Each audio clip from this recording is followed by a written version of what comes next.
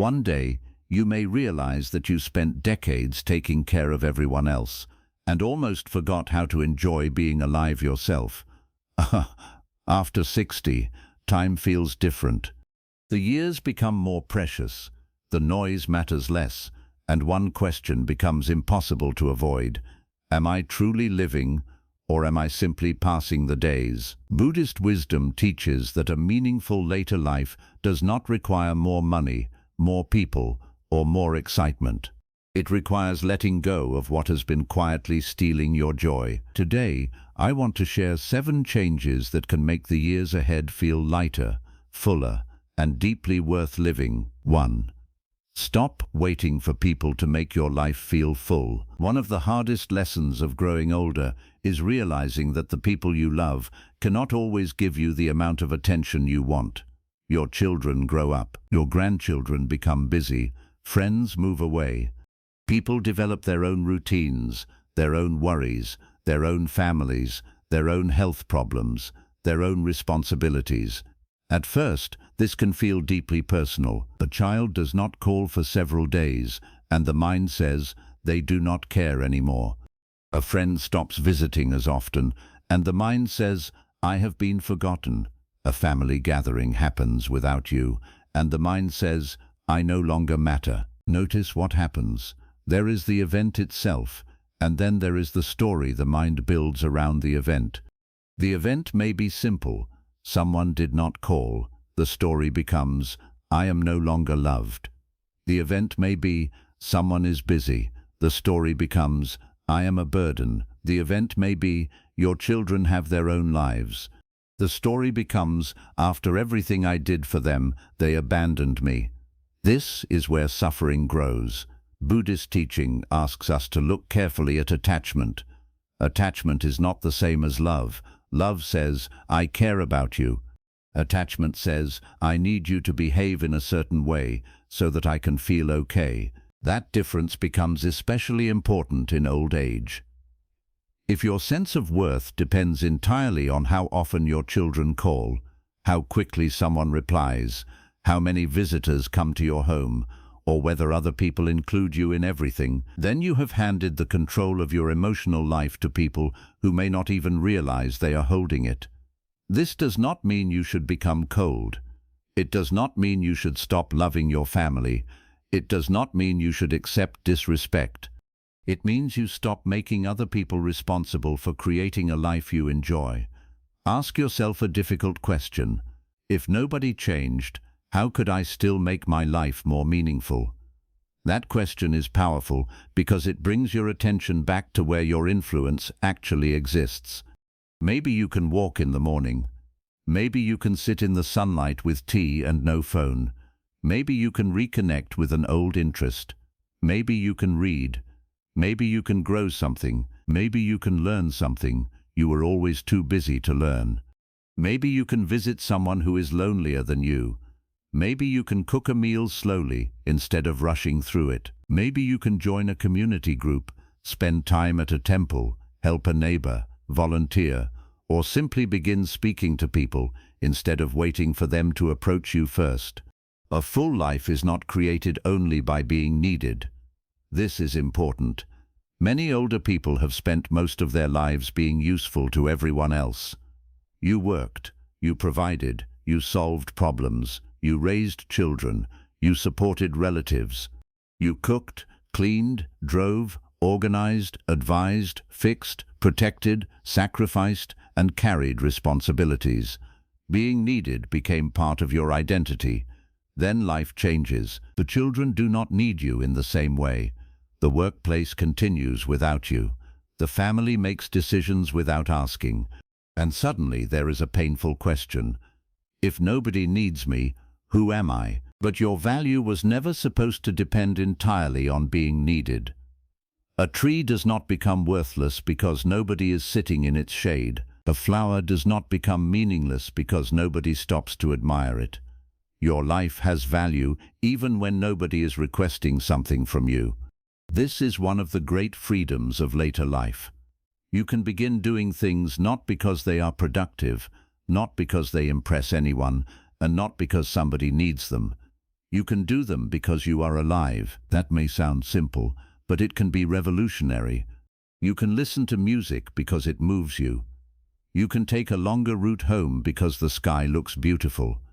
You can sit quietly without feeling guilty. You can laugh at something foolish. You can spend time with someone who makes you feel lighter. You can say no to an obligation that drains you. You can enjoy a meal without turning it into a health calculation, a family discussion, or a task. You can experience life directly again. Children often learn this naturally. They do not need a reason to watch rain. They do not need a financial return from drawing a picture. They do not need to justify laughter. Then adulthood trains us to measure everything by usefulness. Later life gives you a chance to return to something simpler, presence, Harbund. The habit of waiting for others to make life enjoyable is dangerous because it creates resentment. You begin keeping score. I called them 3 times, they called once. I helped them for years, now they are too busy for me. I always attended their events. They did not come to mine. Some of these disappointments may be valid. Some people really are careless. Some people do take older relatives for granted, but keeping emotional accounts all day does not punish them. It exhausts you. You can address behavior when necessary. You can set boundaries. You can tell someone clearly that you would appreciate more effort. Then you must return to your life. Do not spend your remaining years sitting beside a silent phone as if your happiness is waiting for someone else to ring it. Make the call you want to make. Go outside, read the book, visit the place, prepare the meal, speak to the neighbor, learn the skill, take the walk. Your life is not an empty room waiting for other people to enter. It is still your life. And once you stop waiting for people to make it feel full, you may notice something surprising. You become easier to love. Not because you demand less respect, but because you stop making every interaction carry the weight of your entire emotional world. You can enjoy people without clinging to them. You can miss them without accusing them. You can love them without owning them. You can appreciate a visit without needing it to prove that you matter. This is love with space inside it. And space is what allows both people to breathe. If you are over 60, begin building a life that still feels meaningful on the days when nobody calls. That is not loneliness. That is emotional freedom. 2. Make friends with the life you have, not the life you thought you would have. A large amount of suffering in old age comes from comparing reality with an old picture in the mind. You thought retirement would look a certain way. You thought your marriage would feel different. You thought your children would stay close. You thought you would have more money. You thought your body would remain stronger. You thought certain people would still be here. You thought you would travel more, worry less, be respected more, feel more secure, or finally have everything figured out. Then life took its own path. This is not unusual. Very few people reach old age and discover that everything happened exactly as planned. The problem begins when you continue arguing with reality long after reality has made its decision. You wake up every morning and mentally compare your actual life with the life that should have happened. My children should visit more. My partner should have understood me better. I should have saved more money. I should have taken better care of my health. I should have chosen a different career. I should not have trusted that person. I should have left earlier. I should have stayed. I should have spoken. I should have remained silent. The word should can become a courtroom where you put your own life on trial every day, but no verdict can change the past. Buddhist wisdom points us toward acceptance, but acceptance is often misunderstood. Acceptance does not mean you approve of everything that happened. It does not mean injustice was acceptable. It does not mean mistakes do not matter. It means you stop wasting today fighting with the fact that yesterday already happened. Suppose you are standing beside a river. You can wish the water flowed in another direction. You can complain that it moved too quickly. You can remember how it looked last year. You can demand that it return to a previous place. The river does not argue. It continues moving. Life is like that. The more tightly you hold your old picture of how things were supposed to be, the less able you are to see what is still available now. This is especially painful when comparing the present with your younger years. You look at an old photograph and remember your energy. You remember how easily you moved. You remember how many possibilities seemed open. Then you look at your current body and feel cheated. But every stage of life asks for a different kind of intelligence. Youth gives energy. Age can give perspective. Youth runs toward experience. Age can finally understand experience. Youth often wants more. Age has the opportunity to discover enough. Do not insult the present by constantly telling it that the past was better. Some things were better. Some things were also much harder. You may have had more physical strength, but perhaps you had more insecurity. You may have had more people around you, but perhaps you spent more time trying to please them. You may have looked younger, but perhaps you knew less about who you were. Memory is selective. It often edits out the stress and keeps the beauty. That is why nostalgia can become a trap. You are comparing today's unedited reality with yesterday's highlight reel. Instead, practice meeting your current life without immediately judging it. What is actually here? Maybe your body is slower, but the morning is still here. Maybe some friends are gone, but someone still smiles when they see you. Maybe you cannot travel far, but you can notice your neighborhood more deeply than before. Maybe your family is imperfect, but there are still moments of connection. Maybe you have less money than you wanted, but you have learned that many things you once chased did not bring lasting satisfaction anyway. Maybe the house is quieter. Can you learn to hear the quiet without calling it emptiness? This is the shift. You stop asking, "Why is my life not what I expected?"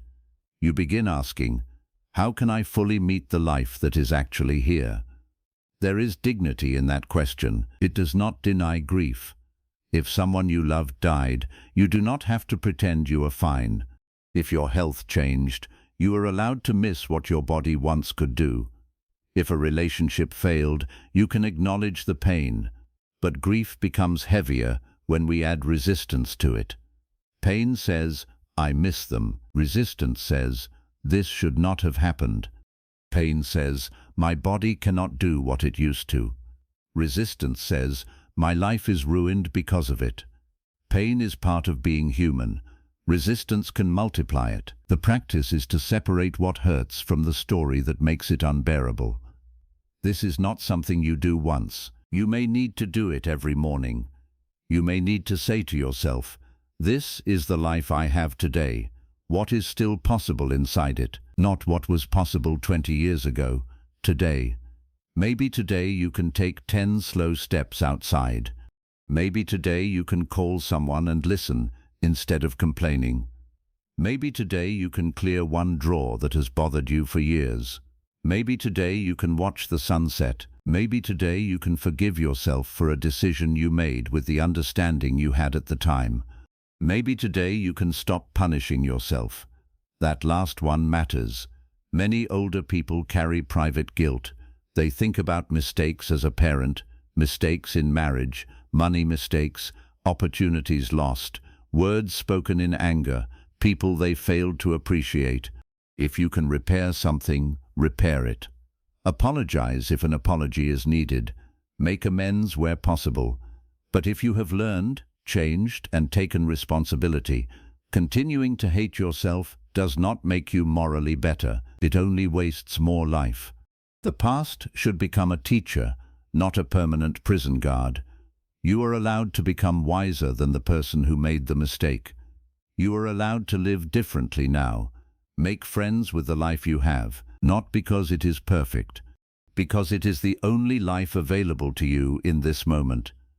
And when you stop demanding that reality become yesterday, you finally have enough attention to discover what today still contains. 3.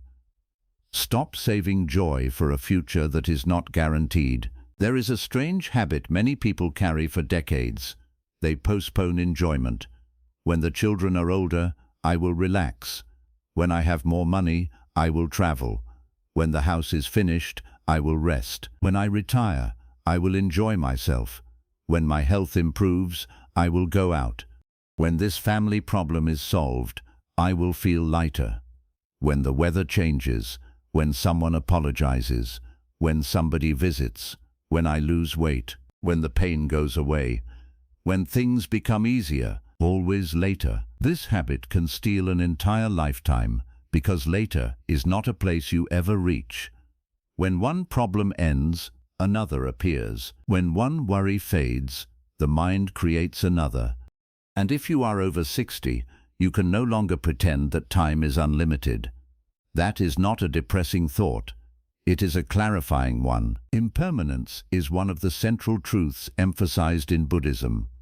Everything changes, the body changes, relationships change, possessions change, plans change, energy changes, the people we love change, we change.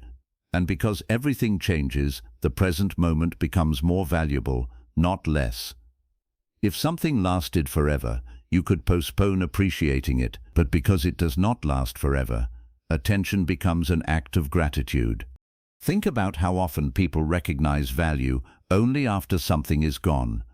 They complain about a noisy family until the house becomes silent. They complain about work until retirement feels empty. They complain about a spouse's habits until the chair across from them is empty. They complain about their body until an illness makes ordinary movement difficult. They complain about a simple day until they would give anything to have that ordinary day again. You do not need to become afraid of loss, but you should let impermanence wake you up. This cup of tea will not happen again in exactly this way. This conversation will end. This season will pass. This year will pass. The people sitting around your table are changing even while you look at them.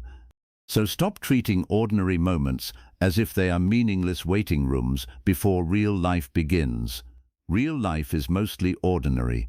That is one of the most important truths to understand. Most of life is not weddings, vacations, achievements, celebrations, and dramatic events. Most of life is making tea, walking through a room, opening a window, hearing someone's voice, eating a simple meal, folding clothes, sitting in sunlight, watching birds, calling a friend, standing in a doorway, resting after a long day. If you do not know how to appreciate ordinary moments, you will miss most of your life. People often say, "I want to enjoy life again," but they imagine enjoyment must be big. A holiday, a new relationship, a large family gathering, a major purchase, a dramatic change, but the nervous system of an older person often needs something simpler. Safety, warmth, rhythm, connection, beauty, a reason to get up, a small thing to look forward to. You can create these intentionally. Choose a morning ritual, not a complicated routine, something you genuinely enjoy. Maybe you open the curtains, make tea, sit quietly, and watch the light change. Maybe you walk slowly while the streets are quiet. Maybe you listen to a teaching that reminds you what matters. Maybe you care for plants. Maybe you write 3 lines in a notebook. The point is not productivity. The point is to create small islands of life inside the day. Do the same in the afternoon. Do the same in the evening. Older age becomes much heavier when every day feels shapeless. Hours blur together. You wake, eat, watch television, worry, scroll, complain, sleep, repeat, then months disappear. Structure does not have to mean pressure. It can mean giving the day a gentle shape. Monday can be the day you call someone. Tuesday can be the day you cook something you like. Wednesday can be the day you walk somewhere different. Thursday can be the day you read or learn. Friday can be the day you visit a spiritual or community place. The details do not matter. What matters is that you stop leaving your days completely empty and then wondering why life feels empty. Joy often needs invitation. It does not always knock on the door. Sometimes you have to prepare a chair for it, and stop feeling guilty for enjoying yourself. Some older people feel that if others are struggling, they are not allowed to feel good. Their children have problems, so they worry all day. A relative is sick, so they believe laughter is inappropriate. The world has suffering, so they feel guilty enjoying a beautiful afternoon. But your misery does not heal anyone. You can care deeply without destroying your own ability to experience goodness. In fact, a person who knows how to remain emotionally steady can often help others more effectively than someone who is drowning in worry. The mind may say, "How can I enjoy myself when my child is having problems?" You can care, you can help where appropriate. Then you can still eat your meal with attention. You can still laugh, you can still sleep, you can still live. Otherwise, one person's problem becomes two people's suffering. This is where Buddhist wisdom on non-attachment becomes practical. Non-attachment is not indifference. It means you care without trying to control everything. You help without making another person's life your entire identity. You love without believing that worry is proof of love. Worry is often just the mind rehearsing pain. It feels responsible, but it rarely solves anything. If action is needed, act. If no action is possible, return to the present. Look around. Ask, what is okay in this exact moment? Maybe not everything is okay, but perhaps something is. Your breath, the chair beneath you, the food in front of you, the person beside you, the sound of rain, the fact that you woke up today. Do not underestimate the power of noticing what is still here, and do not save your best clothes forever. Do not save the beautiful dishes for guests who may never come. Do not keep the expensive tea untouched for a special day. You are the guest. Today is the special day. Use what you have. Enjoy what you can. Call the person. Take the photograph. Wear the shirt. Sit in the garden. Order the meal occasionally if you can afford it. Say the kind thing. Watch the sunrise. Stop waiting for life to officially announce that you are now allowed to enjoy it. No announcement is coming, you decide. And if you are over 60, this decision becomes more urgent. Not because death is around every corner, but because you finally understand that time is not abstract. It is your life. Do not spend it only preparing to live. Live some of it today. 4. Let go of the need to be understood by everyone. One of the most exhausting ways to spend old age is trying to correct everyone's opinion of you. You explain why you made a certain decision. You explain what you meant. You explain why you were hurt. You explain what happened years ago. You explain why you cannot help this time. You explain why you need more rest. You explain why you no longer want to attend every gathering. You explain why you have changed. Then, after all that explaining, some people still misunderstand you, so you explain again. This can become a form of bondage. There is a stage of life when you need to learn a difficult but liberating truth. Some people will never see you accurately, not because you failed to explain yourself, because they are looking at you through their own history, expectations, resentments, fears, and needs. You can spend 10 more years trying to change their view, or you can spend those 10 years becoming more at ease with yourself.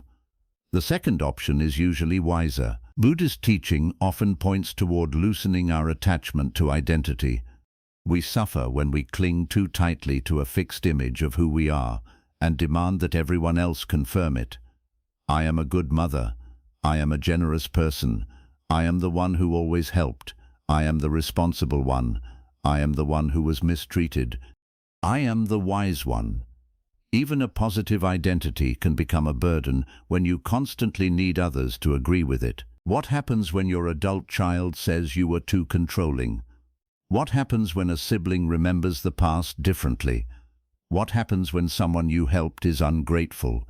What happens when someone does not recognize your sacrifice? The ego immediately wants to defend the record. After everything I did? You have no idea what I went through. That is not what happened. Let me tell you the whole story. Sometimes clarification is appropriate, But there comes a point when more explanation does not create understanding. It only creates another round of argument. Ask yourself, am I explaining because this person genuinely wants to understand, or because I cannot tolerate being misunderstood? That question can save you years of emotional exhaustion. If someone genuinely wants to understand, conversation can help. If someone has already decided who you are, no perfect sentence will rescue you from their opinion. Let them be wrong. This is not weakness, it is discipline. Think of how much energy is lost in old age through unnecessary arguments. A relative makes a comment, you replay it for 3 days. Someone criticizes one decision. You mentally prepare a speech. A child disagrees with you. You interpret disagreement as disrespect. A neighbor has an opinion. You bring it home and carry it into dinner. Why? At 60, 70, or 80, your attention is one of your most valuable resources. Do not give hours of it to every careless sentence. You do not have to attend every argument you are invited to. Sometimes the most mature response is a calm sentence. I understand that you see it differently. Then stop. You are not surrendering truth. You are refusing unnecessary combat. There is also another layer to this lesson. Stop trying to make younger people live exactly as you lived. This is difficult for many older adults because experience creates confidence. You have lived through things they have not. You have made mistakes they are about to make. You can often see consequences before they do. Naturally, you want to protect them, but wisdom offered too forcefully becomes control. You can advise, you can warn, you can tell your story, then you must allow another adult to choose. Your children are not extensions of you. Their marriage is theirs. Their parenting is theirs. Their work is theirs. Their money is theirs. Their mistakes are theirs. If you try to control every outcome, you may lose the very closeness you are trying to preserve. And if they do make mistakes, resist the temptation to say, I told you so. Being right is sometimes very expensive. You can win the point and damage the relationship. Ask yourself what matters more. This does not mean you never speak honestly. Buddhist practice is not passive. You can say what is true. You can set a boundary. You can refuse mistreatment. You can disagree. But once your position is clear, you do not need to keep pushing until everyone bows to it.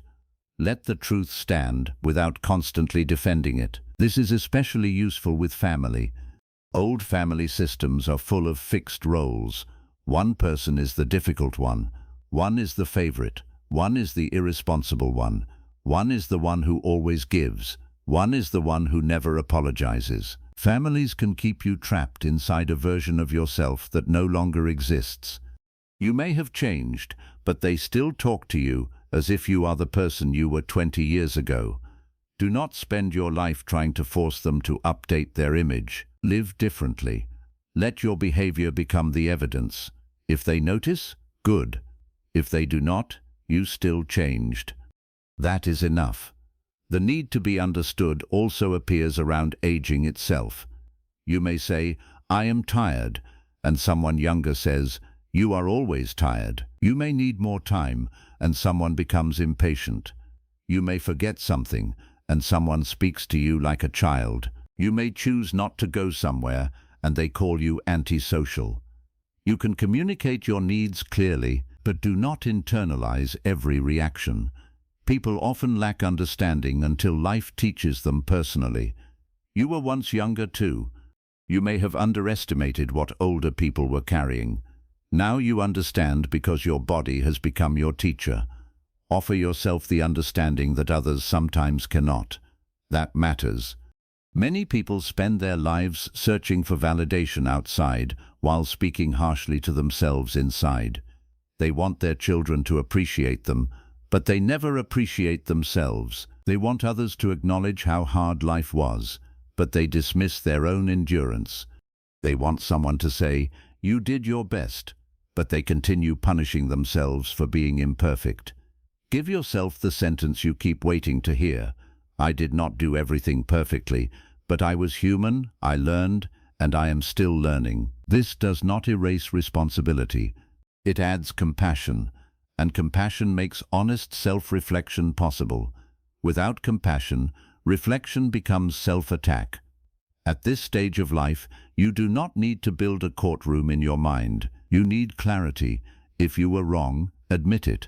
If someone else was wrong, acknowledge it. If something cannot be repaired, stop reopening the wound every morning. And if someone insists on misunderstanding you, let them carry their version. You have your remaining life to carry. Make it lighter. 5. Give your body respect instead of resentment. Many people reach old age and begin fighting their own body. They look in the mirror and see only what disappeared. The skin changed, the hair changed, the shape changed, the strength changed, the face changed, the speed changed. The body that once obeyed without much thought now asks for more attention. It may need medication, it may need rest, it may need slower movement, it may need help. It may hurt in places that never hurt before. This can create anger. Why can I not do what I used to do? Why am I tired? Why is my body betraying me?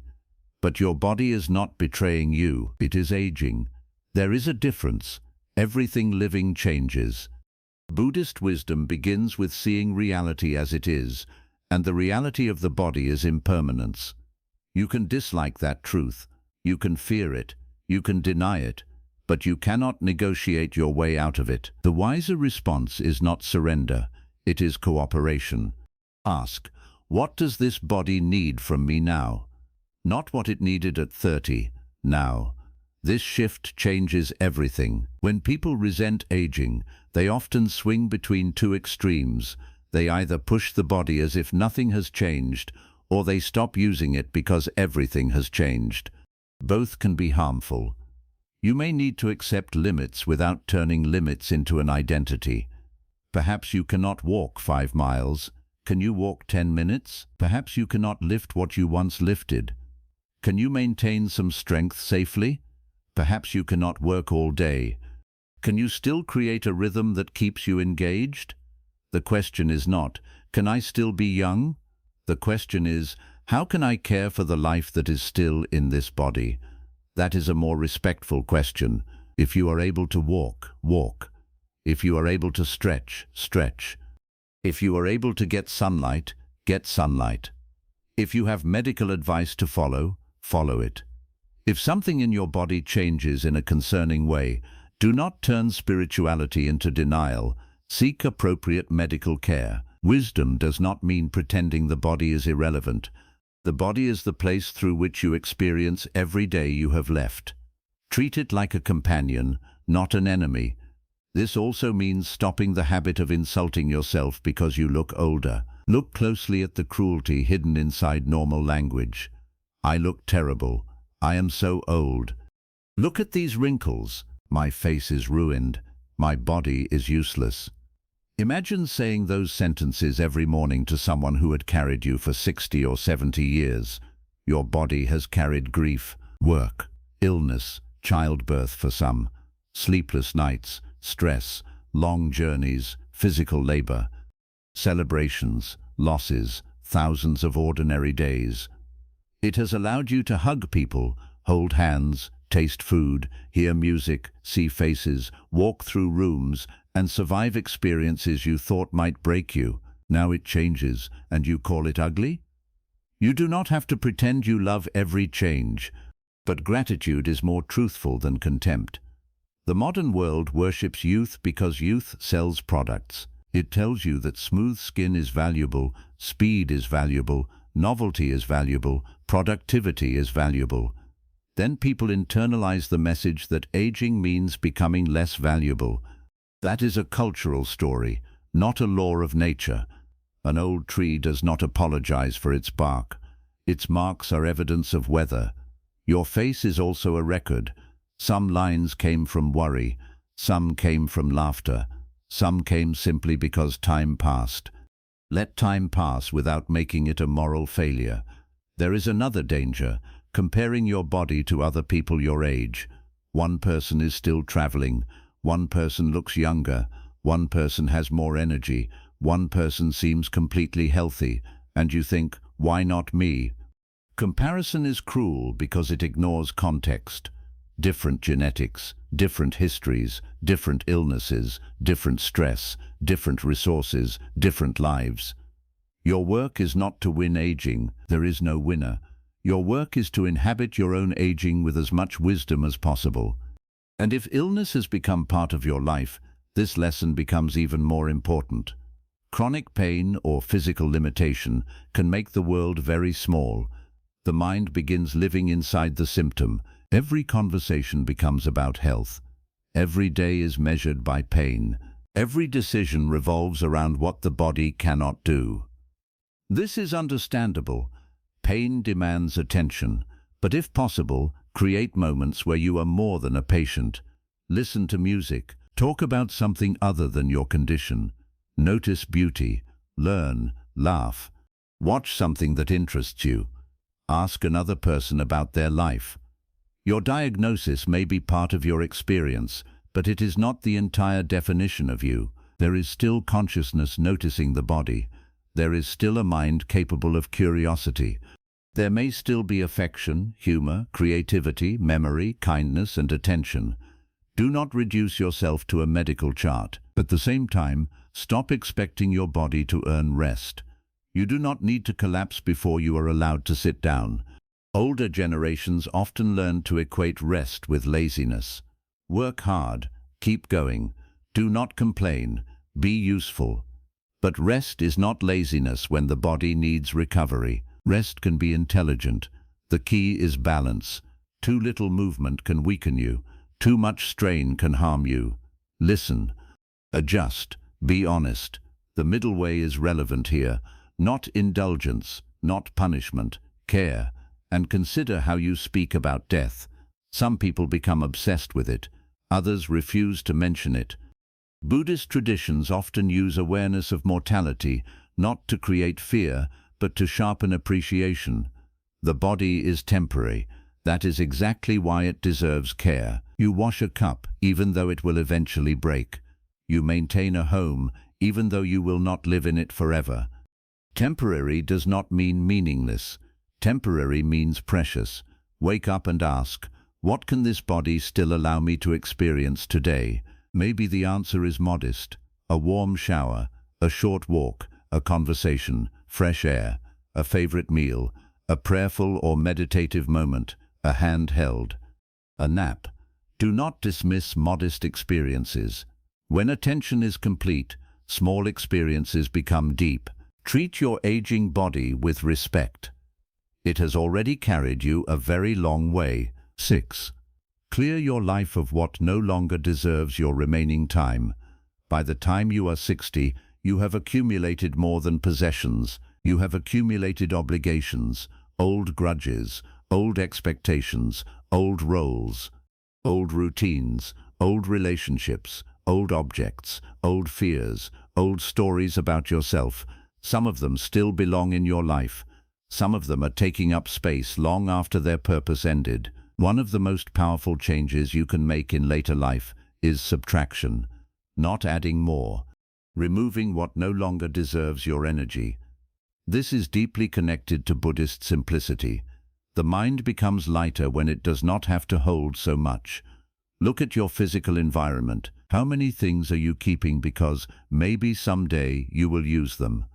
Clothes you have not worn in years, boxes you never open, objects from people you no longer remember clearly, broken items you plan to fix, duplicates, paperwork, gifts you dislike but feel guilty throwing away. Possessions can quietly become responsibilities. You clean them, store them, move them, protect them, think about them, worry who will take them after you die. There is no spiritual prize for dying beside the largest collection of things. Keep what is useful, beautiful, meaningful, or genuinely valued. Release what has become dead weight. And do not turn decluttering into another stressful performance. You do not need to empty your entire house in one weekend. One drawer, one shelf, one box, a little at a time. Each thing released can become a small statement. I do not need to carry everything forward. Now apply the same principle to relationships. This requires more care. Not every difficult relationship should be abandoned. People are imperfect. Families are complicated. Long relationships contain history. But ask whether there are people who repeatedly leave you humiliated, anxious, manipulated, drained, or used. At your age, stop confusing endurance with virtue. You do not need to tolerate cruelty because someone is family. You do not need to answer every call from someone who only contacts you to create drama. You do not need to lend money repeatedly to someone who refuses responsibility. You do not need to attend gatherings where you are consistently mocked. You can reduce access without hatred. This is important. Boundaries are not revenge. A boundary says, I will not continue participating in this pattern. Revenge says, I want you to suffer because I suffered. Those are different energies. Buddhist wisdom does not require you to become available for mistreatment. Compassion includes wisdom. If touching a flame burns you every time, wisdom does not say, touch it again to prove you are loving. Step back. You can wish someone well from a distance. You can forgive without reopening the door. You can stop carrying hatred without restoring the same level of access. But be careful not to use protecting my energy as an excuse to become rigid, suspicious, and isolated. Sometimes older people get hurt and begin cutting everyone off. One disagreement becomes betrayal.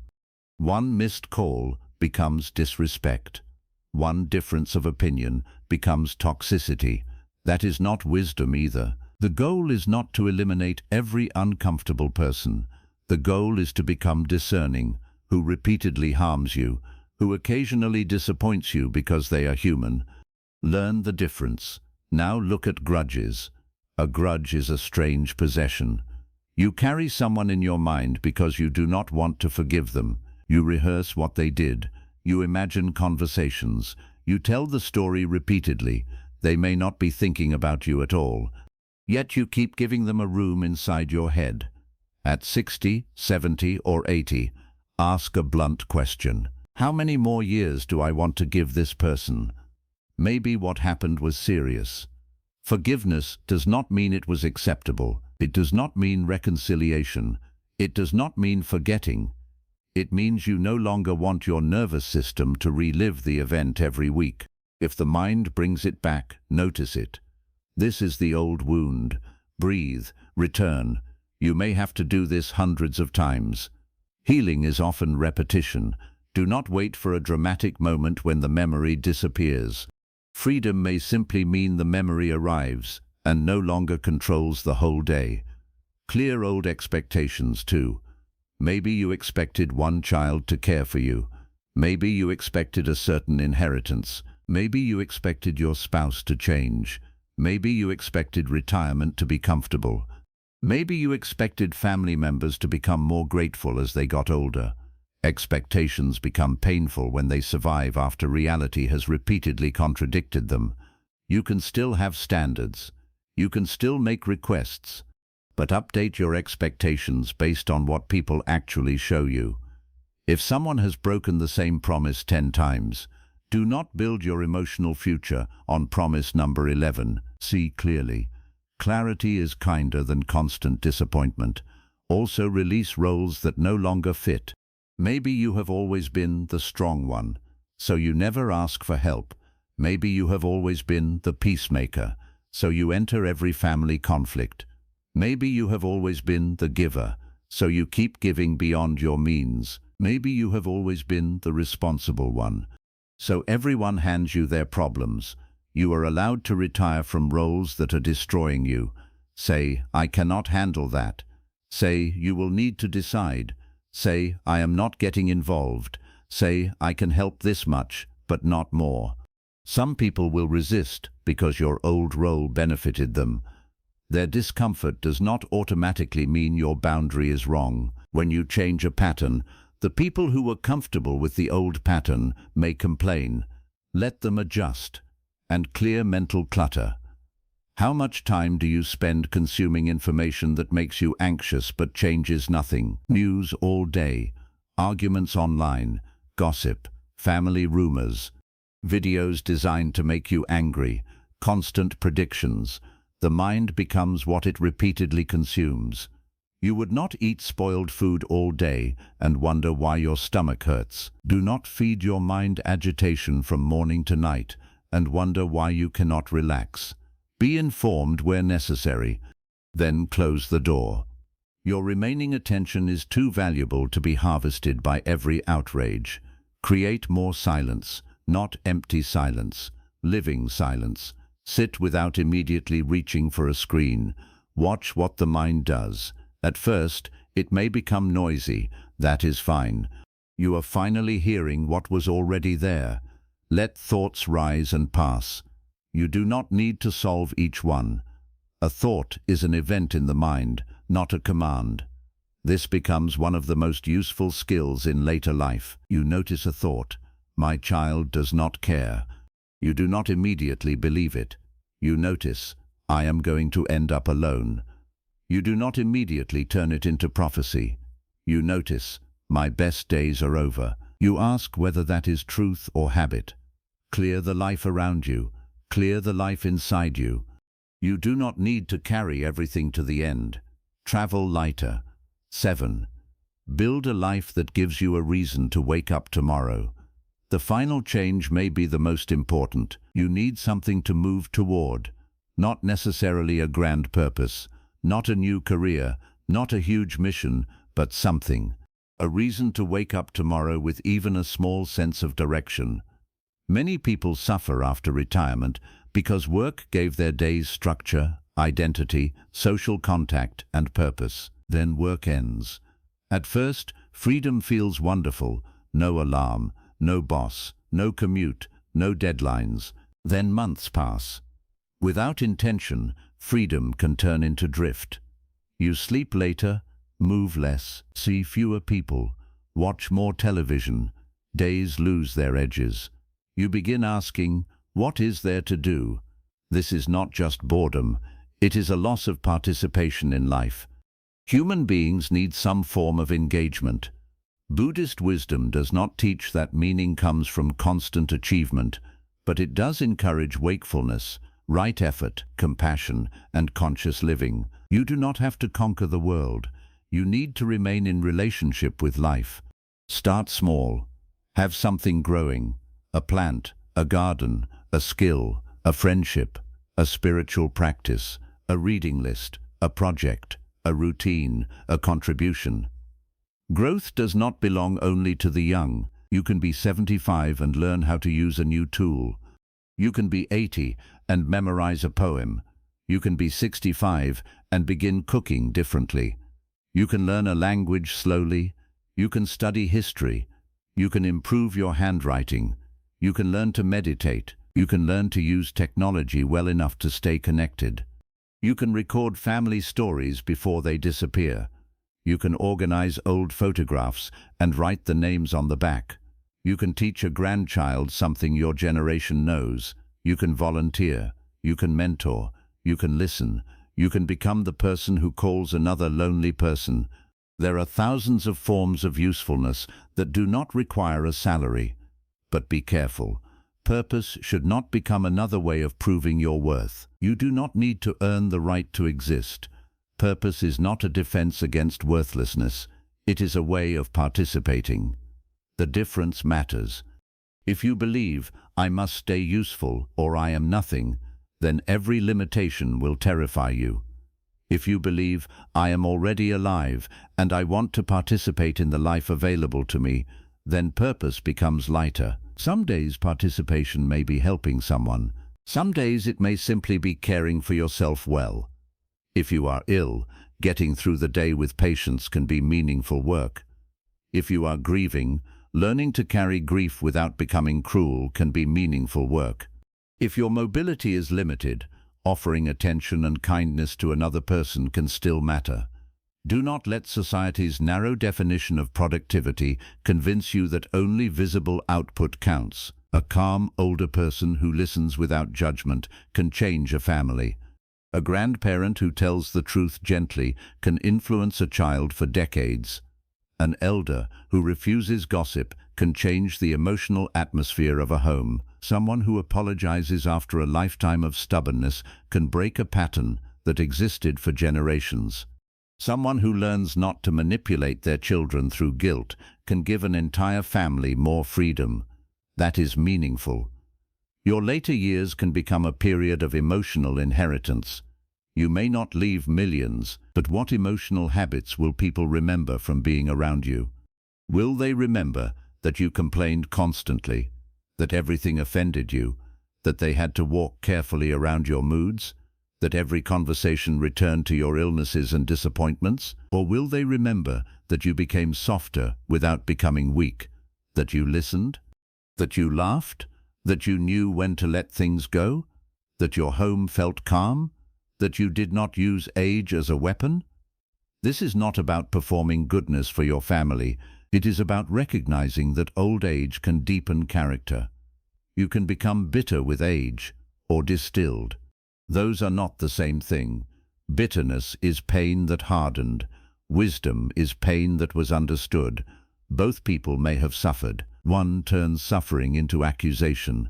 The other turns suffering into perspective.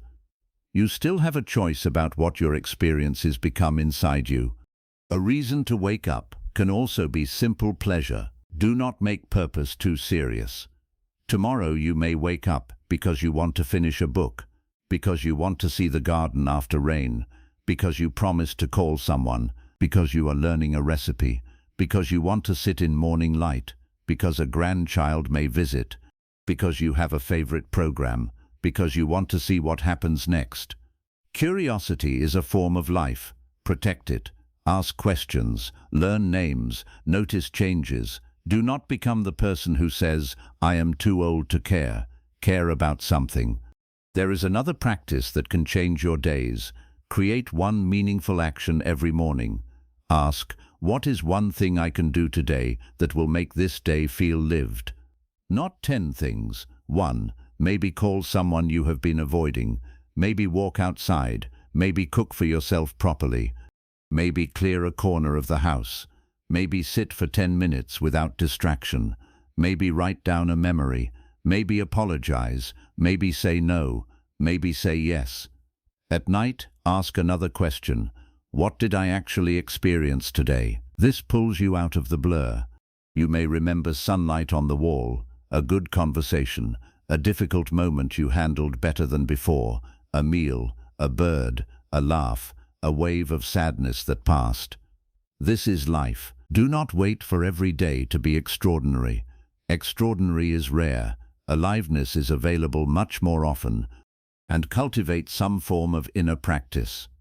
If meditation fits your life, sit quietly and observe the breath. You do not need to force the mind to become blank. That is not the point. Notice the body. Notice sensation. Notice thought. Notice how everything appears and changes. A worry appears, it stays, it changes, it leaves. A memory appears, it changes. A sound appears, it ends. You begin to see impermanence directly. This is powerful because the mind often treats every difficult feeling as permanent. I will always feel lonely.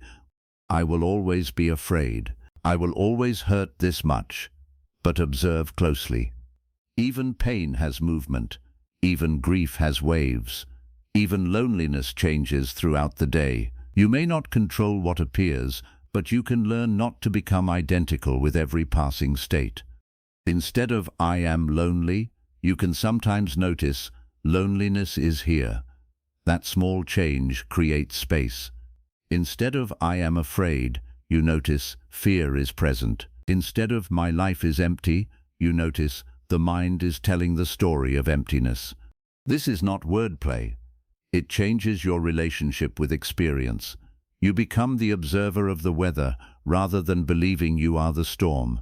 And from that space, you can choose your next action more wisely. Call someone, go outside, rest, eat, breathe, ask for help. Return to the present.